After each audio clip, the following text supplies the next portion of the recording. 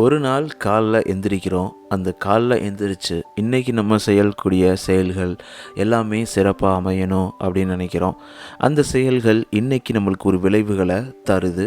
அதே மாதிரி நமக்கு ஃப்யூச்சர்லையும் நல்ல விளைவுகளை தரக்கூடிய செயல்களை செய்யும் பொழுது அந்த வாழ்க்கையே ஒரு கரெக்டான பாதையில் போகிற மாதிரி நம்மளுக்கு தோணும். உண்மைதானே?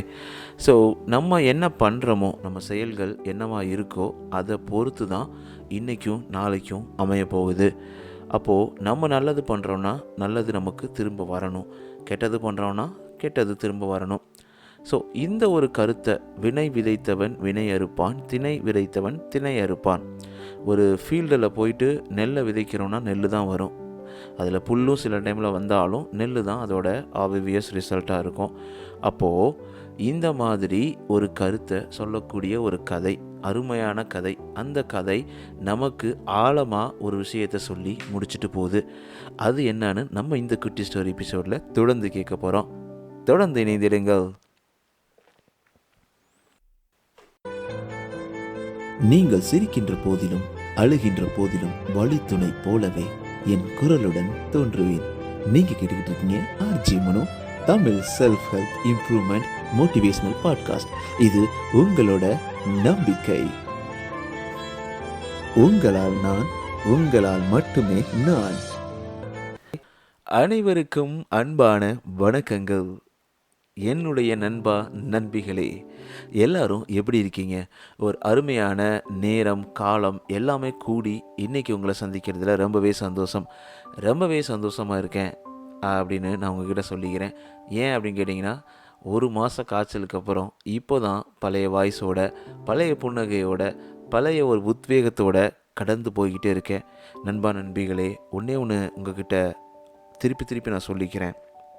நானும் ரொம்பவே உணர்ந்த ஒரு விஷயம், நம்ம உடம்பு இல்லைனா ஒன்றுமே பண்ண முடியாதுங்க. நம்ம ஹெல்த் இஸ் இம்பார்ட்டன்ட். நம்மளுக்கு கிடச்சிருக்க இந்த ஒரு உடல் நம்ம எவ்வளோ முடியுமோ அவ்வளோ நல்லா பார்த்துக்கணும். கரெக்டாக எக்ஸசைஸ் பண்ணுறது, சாப்பிட்றது, கரெக்டான ஃபுட்டை எடுத்துக்கிறது, இதெல்லாம் ரொம்ப முக்கியங்க. நம்ம ஏனோ தானோன்னு இருந்தோன்னா உடம்பு சரியில்லாமல் போகிறப்ப வர்ற பிரச்சனைகள் இருக்கே 1000. நம்ம நினச்சபடி நம்ம வாழ்க்கையும் லீட் பண்ண முடியாது. 1000 பிரச்சனை வரும். உடம்பை நினச்சே கவலை இருக்கும். இதெல்லாம் என்னோடய எக்ஸ்பீரியன்ஸ்னு சொல்கிறேன். தயவுசெய்து நீங்கள் உங்கள் உடம்பை பார்த்துக்குங்க. எனக்கு தெரிஞ்சு நீங்கள் எல்லாருமே சந்தோஷமாக, ஏன்னா நீங்கள் இந்த பாட்காஸ்ட் கேட்கும் போதே உங்களுடைய அந்த புன்னகை எனக்கு புரிய வருது. ஏன் அப்படின்னு கேட்டிங்கன்னா, தன்னுடைய வாழ்க்கையை மெருகேற்றணும், நல்ல வாழ்க்கை முன்னேற்ற பாதைக்கு எடுத்து செல்லணும்னு சொல்லிட்டு தானே இந்த மாதிரி பாட்காஸ்ட்லாம் கேட்குறீங்க. பாட்காஸ்ட் கேட்குறது எவ்வளோ நல்லது தெரியுமா?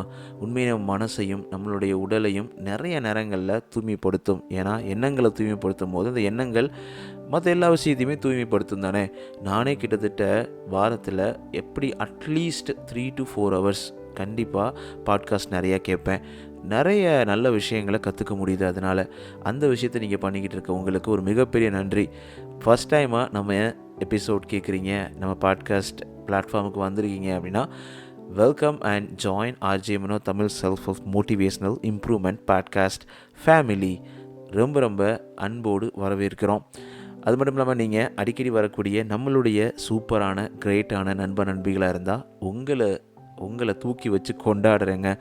அந்த அளவுக்கு அருமையான மனிதர்கள் நீங்கள். உங்கள் வாழ்க்கையில் இந்த பாட்காஸ்ட் மூலமாக சின்ன மாற்றங்கள், சின்ன புன்னகை, சின்ன ஆதரவு, உங்கள் கை கோர்த்து உங்களை கை தட்டி உங்களை முன்னேற்றுவதற்கான முயற்சியோட வெளிப்பாடு தான் இந்த பாட்காஸ்ட். உங்களோட சப்போர்ட் ரொம்ப முக்கியம். நம்ம பாட்காஸ்ட்டை லிசன் பண்ணுறவங்க 60% பக்கத்தில் சப்ஸ்கிரைப் பண்ணாதவங்க, அது ரொம்பவே வருத்தமாக இருக்குது. ஏன் பண்ணலாமே. இந்த எஃபோர்ட் முழுக்க $0, ₹0, எந்த ஒரு மானிட்டரி பெனிஃபிட்டும் கிடையாது. அதை நான் உங்களுக்கு தெளிவுபடுத்த விரும்புகிறேன். ஏன்னா இது என்னோடய பேஷனுக்காக பண்ணுறது. நான் என்னுடைய கம்யூனிட்டிக்கு, என்னுடைய பீப்புளுக்கு, இந்த உலகத்துக்கு ஏதாவது ஒன்று நல்ல விஷயம் இந்த வாழ்நாளில் பண்ணணும் அப்படின்னு நினச்சது, என்னால் முடிஞ்சது இதுதான். என்னுடைய டைமை ஒதுக்கி நான் லேர்ன் பண்ணி அதை உங்களுக்கு ஷேர் பண்ணி அதை கற்றுக்கிட்டு மற்றவங்களுக்கு வாழ்க்கையில் புன்னகை ஏற்படுத்தணும். அப்போது நீங்கள் சப்ஸ்கிரைப் பண்ணும்போது நீங்களும் இதில் இருக்கீங்க தானே? உண்மை தானே? அந்த அளவுக்கு நீங்கள் நிறைய நல்லது பண்ணிக்கிட்டு இருக்கீங்க. ரொம்ப சந்தோஷம். உங்களுடைய 5 ரேட்டிங்ஸை ஸ்பாட்டிஃபைலையும் ஆப்பிள் பாட்காஸ்ட்லையும் கொடுத்துக்கிட்டே இருங்க. அது மட்டும் இல்லாமல் RJ__ இந்த இன்ஸ்டாகிராம் பேஜில் உங்களுக்காக வெயிட் பண்ணிட்டு இருக்கேன். நீங்கள் டெக்ஸ்ட் பண்ணலாம், மெசேஜ் பண்ணலாம், என் கூட பேசலாம். நம்மளுடைய வாட்ஸ்அப் சேனல் லிங்க் இந்த பாட்காஸ்டோட டிஸ்கிரிப்ஷனில் இருக்குது. நீங்கள் ஜாயின் பண்ணிக்கலாம். நிறைய க்ளோஸாக டெய்லி மோட்டிவேஷனோட தாட்டோட நீங்கள் நடை போடலாம். ஆல்ரைட், கொஞ்சம் அதிகமாக எடுத்தாச்சு, என்னமோ தெரியல. கொஞ்சம் ரெஃப்ரெஷ்டாக வந்த பின்னாடி ஏதோ புதுசாக உங்ககிட்ட பேசுகிற மாதிரி ஒரு ஃபீல் இருக்குது. புதுசாக உங்ககிட்ட ஒரு புன்னகையோடு நீங்கள் எல்லாம் முன்னாடி உட்காந்துட்டு இருக்க மாதிரியும் அந்த ஒரு இமேஜினேஷனோட நான் பேசிகிட்டு இருக்கிறதுனால ரொம்ப சந்தோஷமாக இருக்குது. ஆல்ரைட், நம்ம உள்ளே போயிடலாம். நிறைய பேருக்கு என்னடா எப்படா ஸ்டோரி ஆரம்பிப்ப அப்படின்ற மாதிரி தான் இருக்கும். உண்மை தானே? வினை விதைத்தவன் வினை அறுப்பான், திணை விதைத்தவன் திணை அறுப்பான். நம்ம என்ன செயல்களில் ஈடுபடுறோமோ அதோட விளைவுகளாக தான் நம்மளுடைய வாழ்க்கையும் அமையும். நம்ம எதையுமே யோசிக்காமல் எதையுமே பண்ணாமல் நம்ம தப்பாக பண்ணிட்டோம்னு வச்சுக்கோங்களேன். எனக்கு மட்டும் வாழ்க்கை நேர்கோட அமையணும் அப்படின்னு கேட்டால் எப்படிங்க அமையும்? ரொம்ப கஷ்டம் தானே. அந்த மாதிரி அமைவதற்கான வாய்ப்புகளும் ரொம்ப குறைச்சு. ஸோ அப்போது அந்த மாதிரி நம்ம வாழ்க்கையை எடுத்து செல்லக்கூடியது நம்ம என்ன செயல்கள் பண்ணுறோம் அப்படின்றது தான். அதுக்கான ஒரு அருமையான கதை மூலமாக நம்ம கேட்டோம்னா இன்னும் சந்தோஷமாக ஆழமாக பதியும் தானே. என்னென்னா, ஒரு ரொம்ப ஹைலி சக்ஸஸ்ஃபுல் பிஸ்னஸ்மேன், பயங்கர பிஸ்னஸ்மேனு. அவர் வந்து ஒரு இன்சூரன்ஸ் கம்பெனி நடத்திட்டு இருக்கிறாரு. இன்சூரன்ஸ் கம்பெனினா இன்கேஸ் ஏதாவது பிரச்சனை வந்துச்சுன்னா உங்களுக்கு காப்பீட்டு அந்த மாதிரி சொல்லுவாங்கள்ல, நிறைய இன்சூரன்ஸ் ஏஜென்ட்லாம் கேள்விப்பட்டிருப்பீங்க. அந்த மாதிரி இவர் ஒரு கம்பெனி நடத்தக்கூடிய ஒரு பெரிய முதலாளி. அவர் ரொம்ப அவசரமாக ஆஃபீஸ்க்கு போகிறதுக்கு ரெடி ஆகிட்டு இருக்கிறாரு. அப்படி ரெடி ஆகும் பொழுது அவர் வேகமாக பேக்கெலாம் எடுத்துகிட்டு அவர்கிட்ட ஒரு ரொம்ப பயங்கரமான ஒரு சூப்பரான கார் வச்சுருக்கிறாரு. ஏன்னா அவர் முதலாளி அல்லவா, நல்லா கார் வச்சுருக்கிறாரு. கார் வச்சுட்டு வேகமாக ஓடுறாரு. அவசரத்தில் டக்குன்னு பார்க்காம கொள்ளாமல் ஒரு டோரை ஓப்பன் பண்ணி விட்டுறாரு டப்புன்னு. அந்த டோருக்கு கீழே, அதாவது காருக்கு கீழே ஒரு டாகு, ஒரு நாய். அந்த நாய் வெளியில் வந்து டப்பாக்குன்னு அவருக்கு ஆளை கடிச்சு விட்டுருச்சு. ஐயையோ அப்படின்னு கத்துறாரு. என்னடா அது, இப்படி வந்து தெரியாமல் கடிச்சு விட்டுருச்சே அப்படின்னு பயங்கர கோபம் அவருக்கு. என்ன, நம்ம ஆஃபீஸ் போகிற டயத்தில் தான் இதெல்லாம் நடக்கணுமா, என்ன தான் நடக்குது அப்படின்ற ஒரு பயங்கர கோபத்தில் என்ன பண்ணுறாரு, கல்களை எடுத்து அங்கே சுற்றி இருக்க நிறையா கல் எடுத்து டம்முன்னு அந்த நாயை நோக்கி எறிகிறாரு. சிரிக்கக்கூடியதல்ல, பட் அந்த ஒரு இன்சிடெண்ட்டை யோசித்து பார்த்தீங்கன்னா கொஞ்சம் சிரிப்பு வரதான் செய்யும். என்னடா, நான் பாட்டுக்கு செவனேன்னு ஆஃபீஸ் போகிறதுக்கு கிளம்பி போய்கிட்டு இருக்கேன், அந்த நேரத்தில் எதுக்கு இந்த மாதிரி நடக்கணும் அப்படின்னு பயங்கர கோபத்தில் அவர் வாடு கல்லை விட்டு எறிகிறாரு. அந்த நாய் ஓடுன்னு ஓடி ஒளிஞ்சிருது. அதுக்கப்புறம் அந்த வெறுப்புலேயே, அந்த கடித்ததுலேயும், அந்த ஒரு இன்சிடெண்ட்லேயும் காலைல ஒரு அப்செட் ஆகிறாரு ஒரு விஷயத்தில். ஆஃபீஸ் ரீச் ஆகிறாரு. ரீச் ஆன பின்னாடி அவர் ஒரு மீட்டிங் எல்லா மேனேஜர்ஸையும் கூப்பிடுறாரு, வாங்க எல்லா ரூமுக்குள்ளே அப்படின்னு சொல்லிட்டு. நாய் மாதிரி, எப்படி நாய் கடித்தது பற்றி சொல்லுவாங்கள்ல, அந்த மாதிரி பயங்கர கோபத்தோட எல்லாத்தையும் லெஃப்ட் அண்ட் ரைட் வாங்கிடுறாரு. என்ன காரணம்னே தெரியல, அந்த அளவுக்கு பிடிச்சி வாங்குன்னு வாங்கிடுறாரு. அவர் கீழே ஒர்க் பண்ணுற எல்லா எம்ப்ளாயீஸையுமே. அவங்களுக்கெல்லாம் ஒரே டவுட்டு, என்ன தாண்டா ஆச்சு இந்த ஆளுக்கு, காலைல வந்தால் கொஞ்சம் சிரிக்கலாம் இல்லை, அதை விட்டு ஏன்டா காலைல வந்தோன்னு இப்படி கடிக்கிறாரு அப்படின்ற மாதிரி அவங்க எல்லாத்துக்குள்ளேயும் ஒரு டவுட்டு. என்ன பண்ணுறதுனே தெரியலை. இந்த ஒரு செயின் ஆஃப் ரியாக்ஷன் என்ன ஆச்சுன்னா, அப்படியே ஒவ்வொருத்தவங்களாக அவங்களுக்கு கீழே இருக்கவங்கள பிடிச்சி கடிச்சு, என் மேனேஜர் என்ன கடிச்சா நான் உன்னே கடிக்கிறேன்னு சொல்லிட்டு அப்படியே செயின் ஆஃப் ரியாக்ஷனாக கண்டினியூ ஆகிக்கிட்டே இருக்குது. எது வரைக்கும் போகுதுன்னா, கடைசியில் எம்ப்ளாயீஸ், அதாவது கடைசி லோ லெவல் இருப்பாங்கள்ல, ஃபைனலி அங்கே இருக்க அந்த செக்யூரிட்டி பியூன் இருப்பாங்கள்ல, அவங்க வரைக்கும் இந்த கோபத்தை கொண்டு செல்கிறாங்க. எதுக்கு திட்டுறாங்க, ஏன் திட்டுறாங்கன்னு தெரியல, ஆனால் திட்டிக்கிட்டே இருக்காங்க. அந்த மாதிரி தான் இந்த கதை ஓடிக்கிட்டு இருக்கு. அப்போ என்ன நடக்குதுன்னா, அந்த செக்யூரிட்டி, அந்த கடைசி லெவல், அதாவது லெவல் இருக்கக்கூடிய எம்ப்ளாயிக்கு இப்போ வேறு யாரும் கிடையாது, யாரை திட்டுறதுக்கும், வேறு யார்கிட்ட திட்டுறது, எல்லோரும் நம்மளுக்கு மேலே இருக்கவங்க ஃபுல்லாக திட்டி முடிச்சிட்டான், நம்ம யாரடா போய் திட்டி முடிக்கிறது அப்படின்ற மாதிரி ஒரு பயங்கர கோபத்தில் அந்த செக்யூரிட்டி ஆஃபீஸர் வந்து இருக்கிறாரு. அந்த ஆஃபீஸ் ஓவர் ஆயிடுது. அவர் வீட்டுக்கு போகிறாரு. வீட்டுக்கு போனோடனே கதவை தட்டுறாரு. கதவை ஓப்பன் பண்ணோடனே அவங்க ஒய்ஃப் முன்னாடி வந்து நிற்கிறாங்க. சொல்லவா வேணும்? அவங்க கேட்குறாங்க, ஏங்க இன்றைக்கி ரொம்ப லேட்டு அப்படின்னு ஒரு நார்மலான கேள்வியை தான் கேட்குறாங்க. அதுக்கு அந்த செக்யூரிட்டி ஆஃபீஸர் என்னென்னா பயங்கரமான கோபத்தில் அவங்க ஸ்டாஃப் என்னென்னலாம் அவங்கள திட்டினாங்களோ அதோட டபுள் மடங்கு அவங்க ஒய்ஃபை பயங்கரமாக திட்டார். நான் என்ன ஆஃபீஸ் போகிறேன்னா இல்லை பேபி ப்ளே கிரவுண்டில் ஃபுட்பால் விளாண்டுட்டு வரேண்ணா, லேட்டாக வரேன்னா அங்கே வேலை இருக்குது, என்ன ஒன்று சொல்கிற, உன்ன மாதிரி என்ன சும்மாவாக இருக்க முடியும், இந்த மாதிரி ஸ்டூப்பிட் கொஸ்டின்லாம் என்கிட்ட கேட்காத, இந்த மாதிரிலாம் நீ பண்ணாத, அப்படி இப்படின்னு சொல்லிட்டு ஒரு 1 hour பயங்கரமாக கத்தி விட்டுறாரு.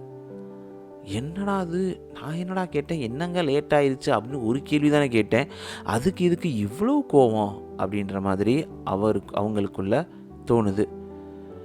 கடைசியில் அவங்க ஒய்ஃபு என்ன பண்ணுறது தெரியாமல் போயிட்டு அவங்க டிவி பார்த்துக்கிட்டு இருந்து அவங்க மகனை பிடிச்சிட்டு பயங்கரமாக திட்டி, எப்போ பார்த்தாலும் டிவி தான் பார்ப்பியா, படிக்கிறதுலாம் கிடையவே கிடையாதா, உனக்கெல்லாம் படிக்கிறதுக்கு இன்ட்ரெஸ்ட்டே கிடையாது, நீலாம் மாடு வைக்க போகலாம்னு சொல்லிட்டு அவங்க திட்டுறாங்க. ஏன்னா இவ்வளோ நேரம் அம்மா நம்ம கூட தானே சேர்ந்து உட்காந்து டிவி பார்த்தாங்க, சடனாக அதுக்கு இப்படி திட்டுறாங்கன்னு சொல்லிட்டு கடைசியில் அந்த பையன் பயங்கர அப்செட் ஆகிடுறான். அட போங்களா நீங்களும் அப்படின்னு சொல்லிட்டு வெளியில் அப்படியே வாக் அவுட் பண்ணி அவங்க ஹவுஸுக்கு முன்னாடி போகிறான். அப்போ அங்கே ஒரு நாய் திருப்பி கிராஸ் ஆகி போகுது. இருன்னு சொல்லிட்டு அந்த கோவத்தை நிறையா கல்லை எடுத்து திருப்பி அந்த நாயை நல்லா பயங்கரமாக எரிஞ்சிட்றாப்புல. பயங்கர ஆங்கர்லேயும் ஃப்ரஸ்ட்ரேஷன்லேயும் அந்த டாகும் ராக்கால், அதாவது கல்லால் தாக்கப்படுது. அதுக்கப்புறம் பயங்கர பெயினோட ஓடிடுது. இந்த டாக் தான் காலையில் ஒருத்தரை கடிச்சிச்சு பார்த்தீங்களா, பிஸ்னஸ் மேனை, அந்த டாக். ஏர்லி மார்னிங்கில் நடந்த அந்த ஒரு விஷயம் அப்படியே சைக்கிளாக சுற்றி கடைசியில் அந்த டாகை திருப்பி அடிக்கிற அளவுக்கு, கல்லை திருப்பி அடிக்கிற அளவுக்கு அந்த கோபம் ஒரு செயினாகவே மாறி வந்திருக்கு. இந்த கதையில் நமக்கு என்னங்க தெரியுது, மாரல் ஆஃப் த ஸ்டோரின்னு பார்த்தீங்கன்னா, this was bound to happen. நம்ம என்ன ஷோ ஆஃப் பண்ணுறோமோ, என்ன பண்ணுறோமோ அந்த மாதிரி தான் வாழ்க்கை ஒர்க் ஆகும். நம்ம செயல்கள் என்ன இருக்கோ அதுதான். நம்ம எல்லா நெகட்டிவிட்டியும் மனசில் வச்சுட்டு, எல்லாத்தையும் ஒரி பண்ணிவிட்டு, எல்லாத்தையும் நினச்சி கஷ்டப்பட்டுட்டு, நல்ல ஒரு பாசிட்டிவான எண்ணங்களோடு இல்லாமல் நம்ம நெகட்டிவான விஷயங்களே செஞ்சிட்டு இருந்தோம்னா கண்டிப்பாக நம்ம வாழ்க்கையும் அந்த மாதிரி தான் அமையும். நம்ம என்ன செயல் செய்கிறோமோ அது நம்மக்கிட்ட திரும்பி வரும். சுருக்கமாக படத்தில் உள்ள டைலாக் மாதிரி, வாழ்க்கைன்றது வட்டம், அந்த வட்டத்தில் ஜெயிக்கிறவன் தோப்பான், தோக்கிறவன் ஜெயிப்பான். அதனால் அது மாதிரி நம்ம செய்யக்கூடிய செயல்கள் நமக்கு வர ஆரம்பிக்கும் திருப்பி. நம்ம என்ன செய்கிறோமோ, நம்ம கர்மான்னு சொல்லுவாங்க, அந்த கர்மா மூலமாக நமக்கு அது திருப்பி ஃபாஸ்ட்டாக வந்துடும். பூமராங் அப்படின்ற ஒரு வேர்டு கூட இருக்குது. அது நம்ம செய்யக்கூடிய செயல்கள் நமக்கு பலனை கொடுக்கும் அப்படின்ற ஒரு நம்பிக்கை இருக்குது. உண்மைதான். நல்ல செயல்கள் செஞ்சு பாருங்கள், கண்டிப்பாக நல்ல செயல்களே நடக்கும். நல்ல எண்ணங்களை வச்சு பாருங்கள், நல்ல எண்ணங்களே நடக்கும். உண்மையிலேயே வாழ்க்கையில் மேனிஃபெஸ்டேஷன் அப்படின்னு ஒரு வேர்டு இருக்குது இங்கிலீஷில். மேனிஃபெஸ்டேஷன்னா என்னென்னா, நம்ம வாழ்க்கையை நம்ம உருவாக்க முடியும் நம்ம எண்ணங்களால் அப்படின்றத ரியல் சயின்டிஃபிக் ரிசர்ச் மூலமாக ப்ரூவ் பண்ணியிருக்கிறாங்க. அந்த அளவுக்கு ரொம்ப ரொம்ப ரொம்ப உண்மை. Do good, good will come. Do wrong, wrong will come. அவ்வளோதாங்க. இதுதான் மாரல் ஆஃப் த ஸ்டோரி. ரொம்ப அருமையான கதையில், எல்லாம் தெரிஞ்ச கதையாக கூட இருக்கலாம், எல்லாமே நம்ம என்ன பண்ணுறோமோ அதானே கிடைக்க போகுது அப்படின்ற ஒரு எண்ணத்தோடு நம்ம ட்ராவல் பண்ணுற மாதிரி இருக்கும். ஆனால் அதை தாண்டி நம்மளுடைய செயல்களும் நம்ம என்ன செய்கிறோமோ அது எல்லாமே நமக்கே திருப்பி வரும். அதை மனசில் ரொம்ப ஆழமாக பதிஞ்சுக்கணும். அது மூலமாக தான் இது நடக்கும் அப்படின்றத தெளிவாக புரிஞ்சுக்கணும்.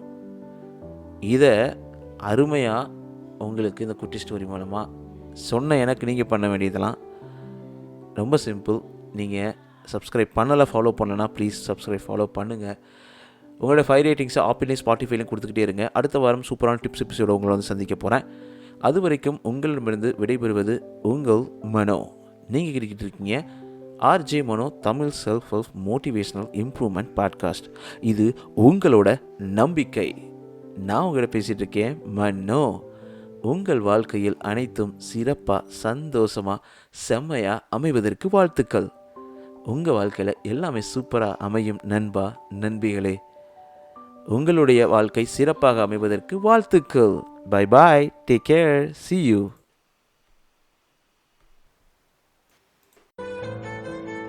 நீங்கள் சிரிக்கின்ற போதிலும் அழுகின்ற போதிலும் வழித்துணை போலவே என் குரலுடன் தோன்றுவேன். நீங்க கேட்டுக்கிட்டு இருக்கீங்க RJ Mano, Tamil self help improvement motivational podcast. இது உங்களோட நம்பிக்கை. உங்களால் நான், உங்களால் மட்டுமே நான்.